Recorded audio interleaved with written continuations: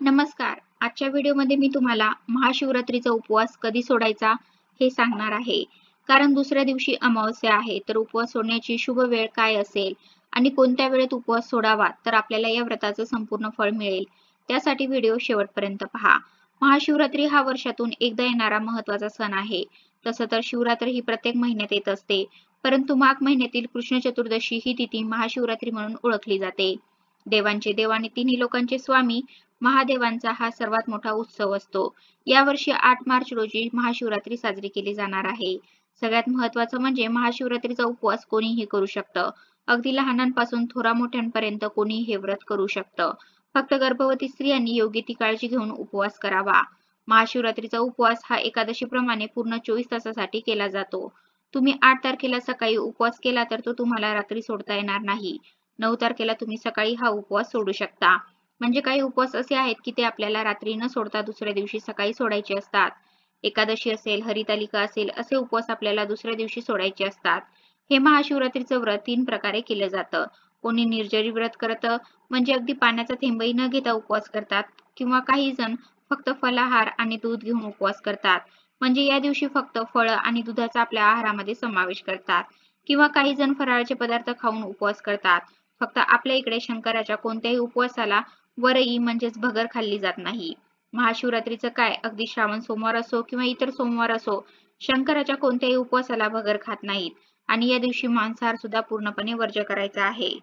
ज्यांचा उपवास असेल त्यांनी सुद्धा मांसाहार तर अजिबातच करायचा नाही, आणि ज्यांचा उपवास नसेल त्यांनी सुद्धा या दिवशी चुकून सुद्धा घरामध्ये नॉनव्हेज करायचं नाही. त्यामुळे या दिवशी आपल्याला शुद्ध शाकाहारी जेवण घ्यायचं आहे. तसं तर या दिवशी तुम्हाला उपवासासोबतच महादेवांची जास्तीत जास्त सेवा आणि उपासना करायची आहे. कारण महादेवांना भोळा शंकर म्हटलं जातं. त्यांच्या थोड्याशा पूजेने सुद्धा ते आपल्यावरती प्रसन्न होतात आणि आपल्या सर्व मनोकामना पूर्ण करतात. त्यामुळे सगळ्यांनी महाशिवरात्रीचं व्रत नक्की करा. महाशिवरात्रीचं व्रत अत्यंत प्रभावी मानलं जातं. हा उपवास 24 तासासाठी धरला जातो. 8 तारखेला तुम्ही सकाळी धरायचा आणि 9 ला सकाळी सोडायचा. शक्य झालं तर 9 तारखेला सकाळी उत्तर पूजा करूनच आपल्याला उपवास सोडायचा आहे. त्यामुळे तुम्हाला या व्रताचे भरपूर पुण्यफळ मिळते. उपवास सोडण्याचा आणि अमावस्याचा काहीही संबंध नाही. आणि जरी तुमच्या मनामध्ये शंका असेल तर अमावस्या ही शनिवारी 9 तारखेला सायंकाळी 6:18 नंतर म्हणजेच संध्याकाळी 6:15 नंतर लागणार आहे. ते रविवारी 10 तारखेला दुपारी 2:30 पर्यंत म्हणजेच 2:30 वाजेपर्यंत असणार आहे. आणि महाशिवरात्रीचा उपवास शक्यतो सकाळी किंवा दुपारपर्यंत सोडावा. आपण काय सायंकाळी 6:15 वाजेपर्यंत तरी असंच थांबणार नाही. त्यामुळे अमावस्येचा सुद्धा काहीही प्रभाव पडणार नाही. फक्त नियमानुसार सांगायचं झालं तर दुसऱ्या दिवशी सुद्धा सकाळी लवकर उठून स्वच्छ अंघोळ करून आपली नित्यकर्मे करून विधिवत उत्तर पूजा करायची आणि मग उपवास सोडला तरीही आपल्याला त्याचं पूर्ण फळ मिळते. शनिवारी 9 मार्च रोजी महाशिवरात्री व्रताची सांगता होणार आहे.